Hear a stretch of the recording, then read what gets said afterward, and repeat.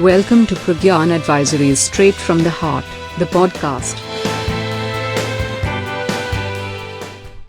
Hello, everyone. We are here today to talk about something very interesting, which I have realized that the business community wants to discuss, wants to talk. So here we are. It's me, Vivek Tiwari, and my partner Sunil, both from Pragyan Advisory. And today we will talk about institution building, especially in the backdrop of startups. Last few years, I would rather say the decade has been a decade of startups. A lot of good, promising stories we have seen, and at times there have been stories where we have questioned the very conduct, the way things have happened. So, in this backdrop, we will talk about institution building. I would like to first start this conversation with Sunil by asking a question. Sunil, I remember that sometime back on 15th August, you had written a blog on institutional builders of modern India. And modern India means independent India. And there were some very prominent names that were there. Now, institution building, as per you, how important it is, what's the relevance today, especially in the backdrop of the startup culture, where there are a lot of organizations that are getting seed funding money. They are becoming from 10 to 20 to 40 to 100, and they are growing at a great pace. And of course, we have different kinds of stories coming in. So, your view on institution building? Thanks, Vivek, and thanks a lot for having this podcast. And I realize that this is a very, very important question that all of us are reflecting upon. And the reason why that 15th August article was written also was in many ways to pay homage to some of the great institutional builders that this country had seen. And the reason why that caught my attention was the following, that post-independence was a time of, there was a great deficit of institutions, there was reduced hope. You also were looking for growth and re-energizing and revitalizing the entire country. And you have these few, and these are a representative sample of you, like the likes of Dr. Kurian, Dr. Bhabha, Dr. Kalam, Dr. Vikram Sarabhai. All these people contributed their bit to building institutions. What did they really end up doing? And so we realized that institution building is a never-ending process, technically. Every generation, every few decades, you need institutional builders. Do we need them today? In fact, I was asking this question to myself, that do we even need institutional builders in today's day and age, when things are so dynamic, so quickly evolving, technologies are becoming so obsolete? It makes sense to do a startup, see it reach a certain value, sell it off and move on and start something else. But then on reflection, I realized that no, institutional building is required, because for one primary reason. The reason is that the interconnectedness that exists today between any organization, its customers, the larger ecosystem, stakeholders, regulators is high, very, very high. That challenge is going to put enormous pressure on all the entrepreneurs who are setting up new businesses. Why? Because what they do, what they say, and what they do not do will all have ramifications on the organization and how it is perceived by people. So if they are talking of certain services, talking of certain solutions, talking of certain behaviors, but the larger ecosystem does not see that getting demonstrated, it is going to have a significant damaging effect. Therefore, while the entrepreneurs will look at the material side of the business, always very important, they will also have to look at the belief that is driving this very creation of their setup. What is that deeper thought or purpose that is driving them? And therefore, to that extent, institutional building will always be a very, very critical piece. That's the sense that we have. And I know that there have been, and you also worked with very different organizations, and some of the, in fact, one of the largest, if I may say so, where you have also had first-hand experience of how an entrepreneur really, really does institution building. So, what have been your experiences of having worked with organizations the way that you have worked with? Yeah, so of course, one of the things is that we do agree that institution building has been important, will always be important in any era.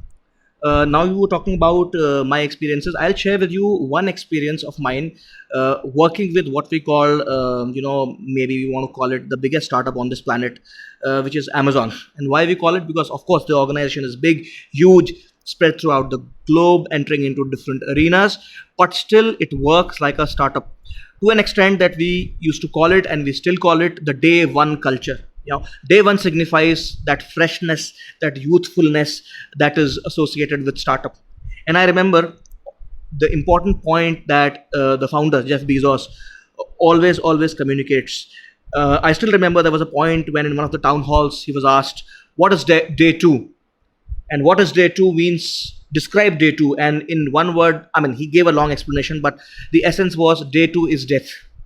So now coming to what exactly it means. It means that there is something unique about institution builders, and I see Jeff as an institution builder, definitely. Interesting thing is that as an entrepreneur, when I have an idea, I may have an idea about a product, an area where I can introduce that product or service, and I can make money and all of that. That's fine, that's important. But at the same point in time, what is the bigger vision? And as time passes on, and as you move forward and you taste some success, how does that vision expand? I think expansion is life, and that's the golden rule of institution building. That institution building would always have an element of expansion, in a sense where the connectivity or connectedness with the group that you associate as yours increases. So if there is a certain section called employees, then it becomes community, then the community becomes bigger and bigger. Now, what it also means is that this vision is shared with the larger community, and it is shared in a manner where it gets percolated down through systems, through processes, even through rituals. So if you ask me about Amazon, there's this typical ritual of having a team meeting, discussing about a problem or a solution, and one seat is kept vacant. And if you ask what that one seat is, that one seat represents the customer. And the idea is always remember that there is a customer, and all of this that is happening for the customer. And therefore, what would you do for the customer while you are designing this solution? That's a ritual, a very powerful ritual. Of course, there are processes, thinking backwards, and all of that. So what I mean is that there is a founder who has a vision. The vision keeps on expanding. The founder's vision is not only about a product or a service. It's much bigger. It gets bigger and bigger, but the fundamentals always remain the same. And what's the testimony to it? The testimony is the first letter that is shared with the shareholders once the company went public. Every year that letter still goes out to the shareholders, along with the new letter. Now, that is about saying that there are certain fundamental principles on which we believe we will not deviate from them. And this is not just, I would say, and this is where, a normal entrepreneur is differentiated from an institution builder who has a strong vision. This idea is not simply a semantic legerdemain, which will keep on changing as the course changes, as things present. Of course, you will be adaptable. Of course, you will change with respect to your business model, your products, but core fundamentals would always remain the same. That's the beauty. And I think some people call it culture, some people call it ways of working, whatever it is, your fundamental premise has to be deeply seated, and that has to be communicated. And people who would walk with you a long path would see meaning in it. And if they don't see meaning in it, they will never be able to walk a long path with you. That's one. So that's very interesting. In fact, the way you articulated this translates to, and give me a bit of rope here if I were to put it. There are essentially 5 questions that will lie at the heart of institution building, if I were to put it that way. One, of course, is what is this ideal or this goal or this ambition that is being pursued? Mm-hmm. At the end of the day, let that remain at the heart of it. Mm-hmm. That's one. The second piece is, who is this entity really serving? So that is an important question to say, that who are those people who are really being served? Is it the shareholder, the investors, or is there a larger community? That could be another question that maybe the institution builders typically, or the entrepreneurs in today's day and age, could look at. The third one would be, what is the entrepreneur's idea of success? Correct. Now, my own sense is that this also will evolve. So a 23-year-old's view of success, what it might be 2 years from now, maybe very different from maybe 10 years later. But Right. the point is, how are they defining success? That's an important question to answer. The fourth one is, at the end of the day, what is this entrepreneur really valuing? Now, that's an important question that entrepreneurs may have to answer for themselves. And very often, they may also need help from others to find clarity to that question. And last but not the least, if that is what you are valuing, what is driving this pursuit? What lies at the heart of it? Because very often, it is this character of the entrepreneur that will often translate Yeah. that whether I'm truly building an institution which will last, say, 100 years from now, or it will die out maybe possibly after the first sell-off that happens to Right. another entity. Right. Your thoughts on that? So I agree to what you are saying, and while you were saying this, I got reminded of something very interesting. If you allow me, I'll share it with you. And this comes from the House of Tatas. I remember the late J.R.D. Tata once saying this, and maybe I'm not quoting it exactly, but somewhat to this extent. He said this. We feel a certain pride that we are somewhat different from others, and this factor has worked against our growth. Remember, he's saying this.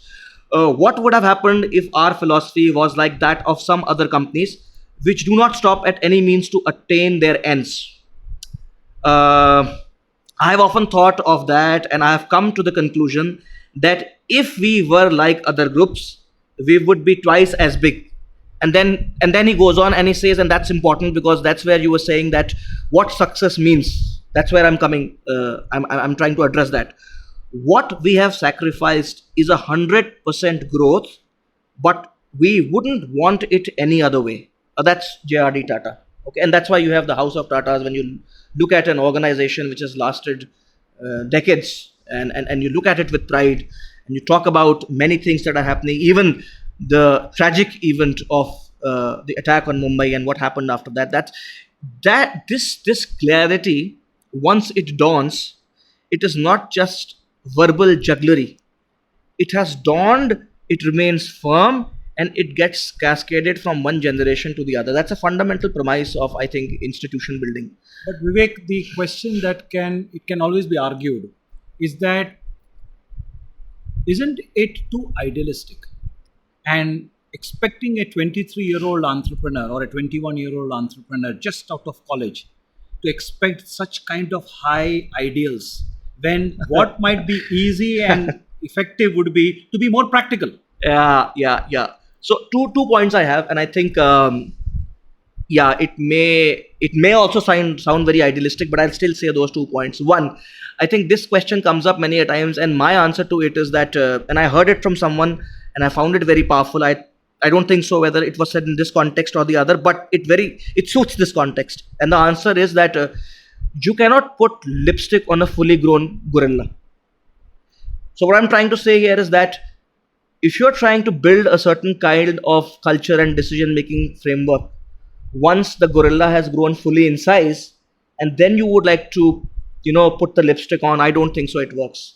So some of the fundamental things have to be inserted from the very beginning. That's one. Second, to say that a 23 or 24-year-old will not be able to understand and appreciate this, I think we are expecting too little from our youth. The youth which can cast a vote and decide the fate of the nation, I don't think so can will not be able to understand these kind of I think many a times it's our projection, and when I'm saying our, I'm including a lot of people, it's our projection when we say these things. I think another point which I would like to make here is the responsibility of the financial institutions, because youth will have an idea, and I'm just don't take youth as an age. Anyone who starts an entrepreneurial journey at 45, at 60, there is a certain degree of youthfulness in that person. That's what I'm talking about. So this individual or a group of individuals would need help and support, and the biggest help and support comes in the form of finances. Now, the investor should also be very clear in their minds. Are they taking a bet on a dealer who can create a fantastic story, who will get into a particular sector with some idea and product and will be able to sell that story to a few people, create an organization, and double the money, quadruple the money. And then there are inherent risks in that. It may go in a certain tangential manner where there can be image risks, like we had in the case of Uber. If you are trying to work in this way of dealing with a dealer who can quadruple your money, make your money 10 times, that's great. That's one way of looking at it. Well, I would not call it great, but I would say that's one way of looking at it. There's another way of looking at an entrepreneur who has the character of a leader. Or perhaps it's a duty of a financial institution to instill the character of a leader by also talking about things which makes the entrepreneur understand that this venture of entrepreneurship is a balance of give and take.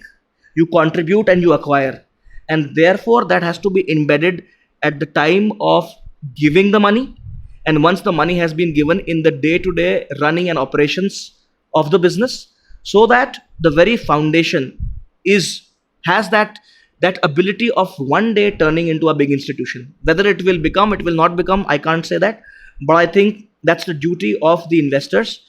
And the difference is, are they dealing with a dealer who can simply promise them to quadruple their money, and in that are inherent risks that they are willing to take, or are they really betting on someone who has a fundamentally great business idea, who is smart, who can give you short-term gains, at the same point in time can create long-term value, the fruits of which will be enjoyed by generations to come. And that's where folks like Dr. Kurian and many others that you talked about, they come into picture.